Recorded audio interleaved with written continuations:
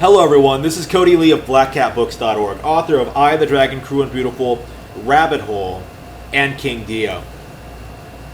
Following the response to my last Nick Rekieta video talking about copyright law and Warhammer and things of that nature, it kind of, that entire response to that video, just seeing it being posted on Nick's official Discord, I was made aware of that. Seeing like the ridiculous sort of comments I got on it, it really kind of made me think about like why I don't like Nick Rekieta. It's not something I've really explained before, I think, or really something I really thought about all that much. I just kind of unsubbed one day and that was it. And I thought it was about time that I really tried to articulate why, to explain why in the simplest possible terms, why I don't like Nick, why I don't like his supporters, and why I think you are all doing yourself a disservice by watching and supporting his content.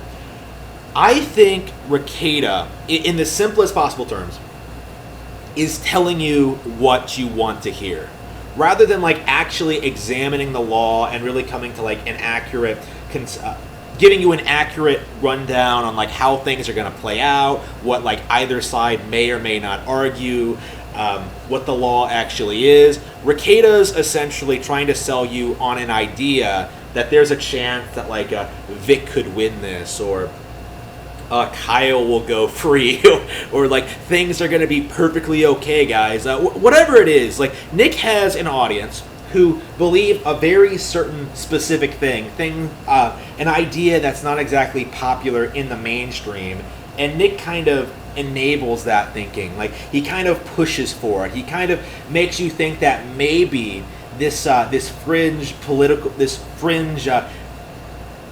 court case may swing in a wildly different direction, and we may see like some kind of a justice being done, or their idea of justice being done. Like he gives you hope that things will work out in the end. And as it so happens, Nick is usually wrong. Like I remember this during the Vic McDonough thing, when like that was going on. Like how I made a video about that, talking about like how disconcerted I was, how concerned I was that Nick was presenting this case, his coverage of it, as being this thing that like, oh yeah, Vic's definitely going to win this. He's going to own the SJWs. He's going to show them what for. This is going to be a major landslide victory for the anti-SJWs, our side. This is going to save anime. This is going to be a big thing. Complete failure on all fronts, I think.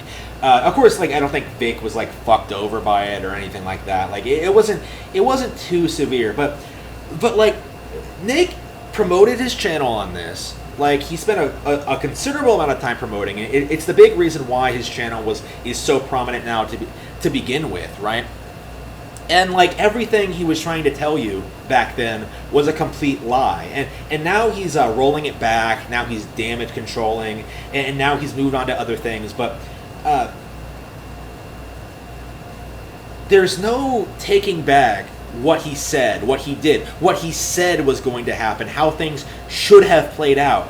Like, they're making excuses for why things turned out the way they did. They're making excuses for why things are getting worse. But really, what it comes down to is that like Nick Rekieta is not a good lawyer. He doesn't give you a very good idea of like how things, what the issues actually are. He doesn't cover them very well, and succinctly as well. He doesn't do that. Instead, he just sells you on this narrative, this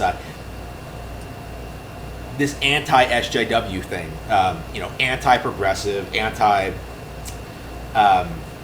anti-communist, I could say, and that's appealing to a lot of people, and for good reason. I kind of fall into that, under that same mindset as well. But you shouldn't let that bias affect your opinion of him, right? You shouldn't let your political bias like influence your decision to support him over other content creators, because when it comes right down to it, Nick Rekieta is no different than people like Legal Eagle, like these other people, like other law fags on Twitter, right? people like that who are just like pushing narratives and conspiracies onto the general public instead of actually practicing law. He's just the right-leaning equivalent of that. Like that's all it is. Like he doesn't contribute anything like of value. He's not doing anything. Like and from that perspective, I feel like it's not in your best interest to financially support him. I've said this several times. I think it's I don't think it's a good idea. I don't think it's amounting to much of anything.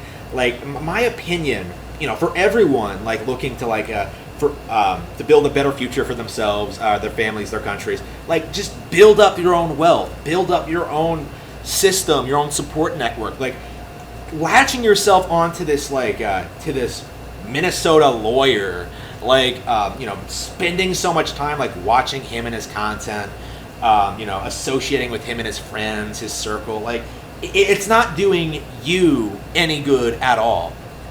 And I have seen this with his audience who just seem to treat him like a makeshift father, actually.